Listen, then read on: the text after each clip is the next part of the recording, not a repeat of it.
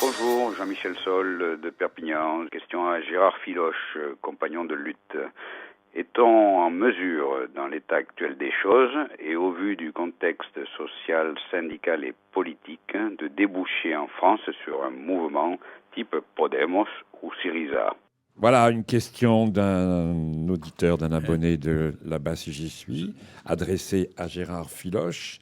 Je rappelle le titre du bouquin qui sort de Gérard Filoche, Vive l'entreprise. Et cet auditeur, à mon avis, pose une question assez judicieuse parce qu'on dit, voilà, d'après Filoche, il n'y a pas de crise, de l'argent, il y en a.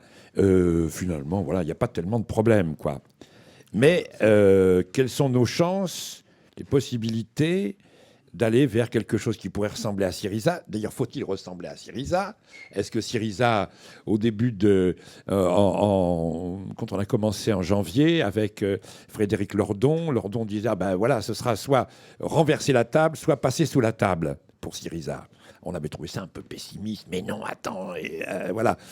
Où en sont-ils? Vaut mieux être Syriza que le PASOK. Hein. Bon. Oui, ensuite, et nos chances ici de faire Je remercie Jean-Michel que je connais de sa question.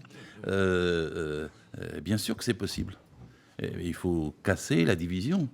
Il faut faire l'unité. C'est la condition principale qui a réussi à Syriza. Ils ont rassemblé 19 groupes différents.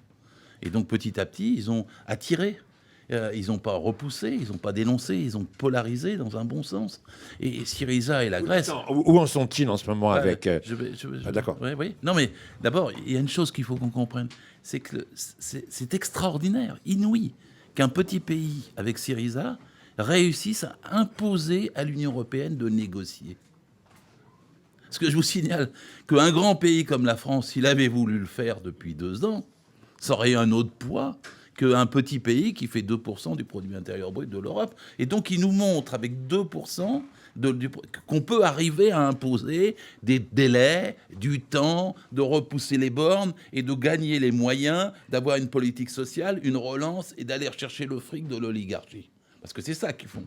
Pour pas se faire décapiter et tuer tout de suite, au contraire de ce que disait Frédéric Lordon, renversons la table, ils prennent les moyens de s'appuyer. D'ailleurs, leur cote monte en Grèce. S'il y avait un vote maintenant, ils auraient 70% des voix. Ils commencent. Un référendum là. Mais parce qu'ils cherchent à établir le rapport de force par rapport à l'Europe. Et ils ont raison de ce point de vue. C'est pas le but, c'est pas de casser tout, sinon ils vont se retrouver en plus grande difficulté qu'avant. Ils prennent aujourd'hui la stratégie qui est la bonne, et nous devrions peser si nous avions un gouvernement qui soit sensible à la réduction de la dette en Europe et à l'issue qui soit autre que l'austérité pour les aider.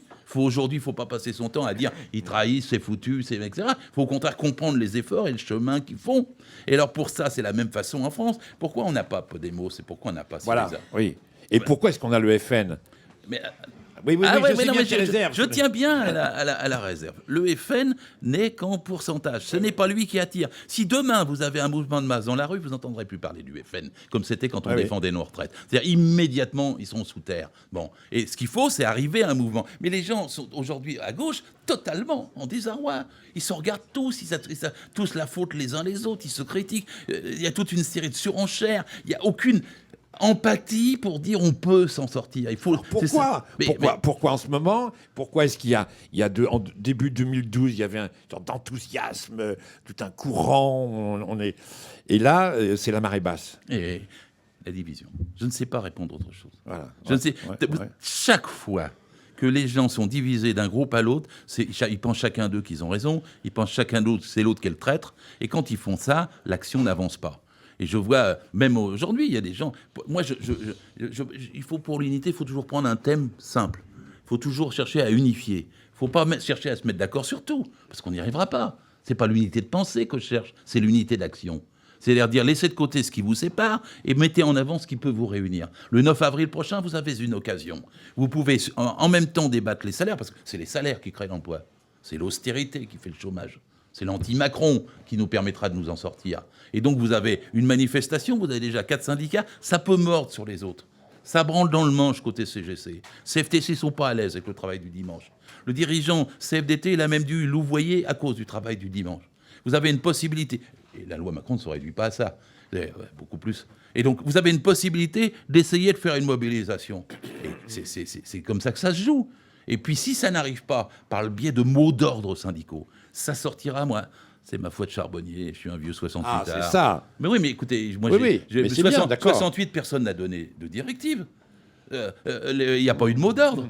Et quand c'est parti, c'est parti. J'étais à Rouennais, toute la vallée de la Seine, la chimie, la métallurgie, les entreprises, il y avait des syndiqués, celles où il n'y avait pas de syndiqués, celles où le dirigeant était passé la veille mais n'avait pas même pas été reçu. Ils faisaient des piquets de grève, ils occupaient. Ça a été une vague qui a sorti le pays. Or, mon analyse, c'est qu'aujourd'hui, en France, les contradictions entre la richesse du pays et ce qu'on fait subir au peuple de ce pays, au nom de on paye les banques, l'austérité, le machin, c'est tellement explosif que ça va exploser. Je ne sais pas quand, je ne suis pas Madame Soleil, je ne suis pas capable de vous dire. Je sais seulement que des millions de gens en France cherchent la brèche. Et que si Podemos et Syriza n'existent pas encore, ils vont exister. Sous une forme que je ne sais pas non plus décrire, mais qui à tous les coups brassera tous les partis, toutes les chapelles, toutes les divisions, etc. Personne ne reprochera à la gauche socialiste d'être gauche socialiste, personne ne reprochera au NPA d'être NPA ou au Front de gauche d'avoir 6 groupes. Tout le monde dira on y va ensemble parce qu'il y a une attente. Et quand une société est en crise comme ça, qu'elle est bloquée, que les dirigeants font le contraire de ce pourquoi ils ont été élus, quand c'est comme ça, la vie sociale, la force sociale cherche sa voie. Elle trouve les voies. C'est comme ça que ça s'est passé partout dans le monde, toujours, depuis 150 ans. Ça va se passer chez nous, pareil. On raconte toujours l'histoire de Krigel-Valrimont. Je ne sais pas si vous l'avez racontée ici, mais elle me plaît. Elle a beaucoup circulé sur Internet. Il disait en 1934, il y avait le fascisme, les manifs, tout ça, etc. Ouais. Et il disait, si j'avais dit à cette époque que 2 ans plus tard, on aurait l'unité, les 40 heures et les congés payés, personne ne m'aurait cru. Puis après, il dit, si en 1943, quand j'étais en prison avec les résistants, si j'avais dit, écoutez, il y aura un programme, les jours heureux, on aura des comités d'entreprise, la sécurité sociale et puis les retraites, et on sera libéré, on aura gagné, en 1943, personne ne m'aurait cru.